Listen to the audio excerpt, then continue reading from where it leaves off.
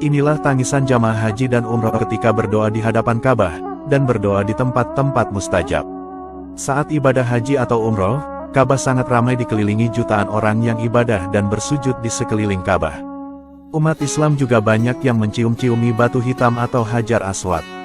Ditambah lagi, ada yang memeluk dinding-dinding Ka'bah sembari berdoa dan menangis. Jamaah haji atau umroh juga terlihat tawaf mengelilingi bangunan Ka'bah yang terbuat dari batu itu.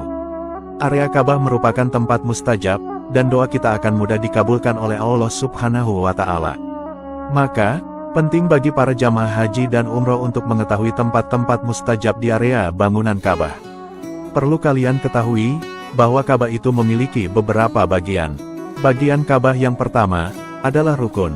Yang dimaksud rukun adalah sudut atau pojokan Ka'bah.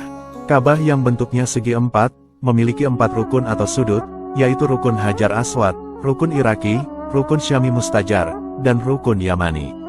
Adapun orang-orang yang melakukan ibadah tawaf, mereka memulainya di rukun Hajar Aswad. Dan di situ pula lah mereka berakhir setelah melakukan 7 kali putaran. Rukun Hajar Aswad sendiri adalah sudut yang berada di sebelah tenggara bangunan Ka'bah, dan pada sudut ini juga letak Hajar Aswad berada. Bagian Ka'bah yang kedua adalah Multazam. Multazam adalah bagian dinding Ka'bah yang letaknya di antara Hajar Aswad dan pintu Ka'bah. Tempat ini sangat mustajab untuk berdoa. Cara berdoanya dengan menempelkan dada, pipi, lengan, dan kedua belah tangan berpegangan pada sisi-sisi dinding Ka'bah. Ibnu Abbas radhiyallahu anhu meriwayatkan bahwa Rasulullah Shallallahu alaihi wasallam bersabda, antara rukun Hajar Aswad dan pintu Ka'bah disebut Multazam. Tidak ada orang yang berdoa di tempat itu kecuali Allah akan mengabulkannya. Hadis riwayat Baihaqi. Bagian Ka'bah yang ketiga adalah Hijr Ismail. Hijr Ismail yaitu area terbuka di sebelah kanan Ka'bah yang dilingkari tembok Al-Hatim. Dan itulah kadangkala Hijr Ismail disebut juga dengan Al-Hatim sebab lokasinya memang sama. Lokasi tembok Hijr Ismail berada di sebelah utara Ka'bah. Bentuknya setengah lingkaran. Hijr Ismail merupakan bagian Ka'bah yang lebarnya 3 meter dari dinding kanan Ka'bah, tepatnya di bawah mizab atau talang emas Ka'bah. Hijr Ismail mengandung banyak keutamaan dan menjadi tempat mustajab untuk berdoa. Pahala sholat di dalam Hijr Ismail, sama nilainya dengan sholat di dalam Ka'bah.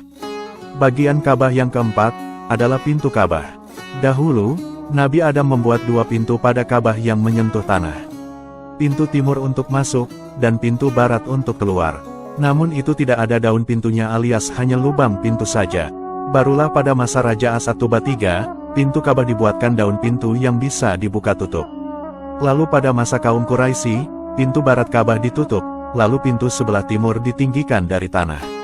Lalu pada masa Raja Khalid bin Abdul Aziz As-Saud, pintu Ka'bah lantas dipoles dengan lapisan emas 280 kg. Bagian Ka'bah kelima adalah kunci Ka'bah. Menjaga Ka'bah atau khidmatul Ka'bah merupakan suatu pengabdian yang luar biasa. Pemegang kunci Ka'bah sudah diturun-temurunkan sejak Nabi Ismail hingga masa Nabi Muhammad. Sekarang, kunci Ka'bah dipegang oleh keturunan dari Bani Syaibah dan terus dijaga hingga hari kiamat. Selanjutnya, mari kita lihat isi di dalam Ka'bah.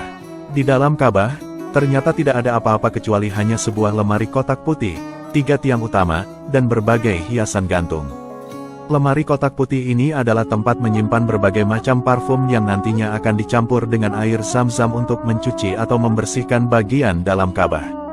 Kemudian, ada lantai berwarna putih yang panjang dan ukurannya berbeda dari yang lainnya. Inilah tempat di mana Rasulullah sholat ketika pertama kali masuk ke dalam Ka'bah. Sekarang, lantai berwarna putih ini menjadi tempat istimewa Raja Arab Saudi atau pemimpin negara-negara Islam ketika menjalankan sholat setiap kali masuk ke dalam Ka'bah. Kemudian, ada tulisan yang dipahat di bagian dalam dinding Ka'bah yang terletak tepat di depan tempat Rasulullah sholat tadi.